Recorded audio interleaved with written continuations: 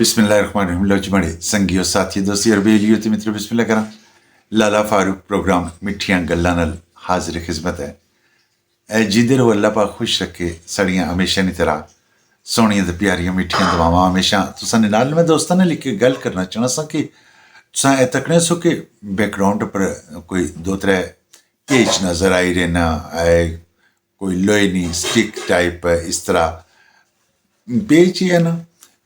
ये जेह्ड़े पेच न एह् बुनियादी तौर ते काफ़ी सारे लोग ते छत्तै च कुंडा पोआई किन्ने जदे लैंटर बनान लगने ना उस्सै लेई कुंडा शुंडा बनाई किन्ने ते उसने च लाइटां या पक्खे या जिस तरह भी कोई सिलसिला करना होना। लेकिन कुछ बेचारे इस तरह होने जिस तरह अक्सर ओह् ग्रां दे लोग नहीं आने होने भाई कोठा लिमड़ने जोगा होवै ते बस जदों बद्दल आवना ते उस्सै धड़े याद आवनियां ने ओहो कोठा लिमड़ने जोगा सी ते ओह् टिगा ही रेहा। तो चलो बदल तो गुजारा च होना तो खैर है, लेकिन अगलियां बदलां च ना इंशाअल्लाह इसकी ज़रूर लिमसा। अच्छा फिर याद फिर कोनी ने रहनी भी ओह् लिमड़ने जगह है। इस तरीके ना कुछ अहबाब कुछ दोस्त जेह्ड़े न ओह् इसने कोई शक नहीं है माशाअल्लाह मकान वगैरह बनाने न, कमरा बनाने न, उत्थे पॉइंट रखाने न, लेकिन उन्होंने बाद फिर याद आवना कि गल सुनो कोई दो पक्खे इजाफी छत्तै पर होर लवाई कि अच्छा जी बिल्कुल ठीक है तुसां पक्खे लवाई कि नो जेह्ड़ा बिजली आह्ला ओह् बी इक आखना जी कि गल सुनो दो ड्रिल नाल सराख करी के गट्टी ठोकी के ते फिर एह् पक्खे न जेह्ड़े ओह् लाई किनसा जेह्ड़ा एह् पेच इस्तेमाल कीता जाना ना जाहिर है कि हर एक चीज़ नी एक मुद्दत होनी है, एक टाइम होना, एक लिमिट होनी है। मैं बल्कि अपनी एक वीडियो च एह् बी गल बाई सी कि इसच कोई शक नहीं है।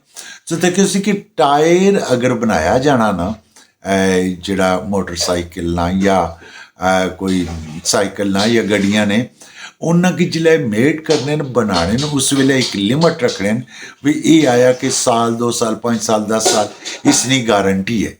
लेकिन जे कदों 10 साल फैक्ट्री च प्यार होवे ते बाद तुसां कोल पहुंचे ते इसका मतलब है कि नवा तो है वै बिलाशुबा लेकिन अपनी असलीयत खोई चुक्या वै। इस तरीके नाल जेह्ड़े एह् पेच न एह् बिल्कुल नमें तो होने तुसां लाने हो ठीक है, लेकिन कुछ अरसे बाद ये अपनी असलीयत खोई जाने इन्ना च आस्ता आस्ता आस्ता आस्ता होना बाद एह् पेच त्रुटी सकना और जिसलै पेच त्रुटी जाए उसलै कोई ना कोई हादसा होई सकना। लिहाजा जिसलै भी एह् पंखे वगैरह लगाओ या कोई ऐसा सिलसिला करो तो ये ज़रूर एक तकीनिया करो कि इस पेचै की कुदरै बाद च भी जिंदगी च तकना होवे आया कि ठीक है नहीं ठीक तब्दील करने जोगा नहीं तब्दील करने जोगा। खैर अल्लाह पाक तुकी हमेशा खुश खुरम रखे जीने रहा। फिर नवे जे मौजू नाल हाजिर होसां। लाले फारूक दी इजाज़त। अल्लाह सोने ने वाले।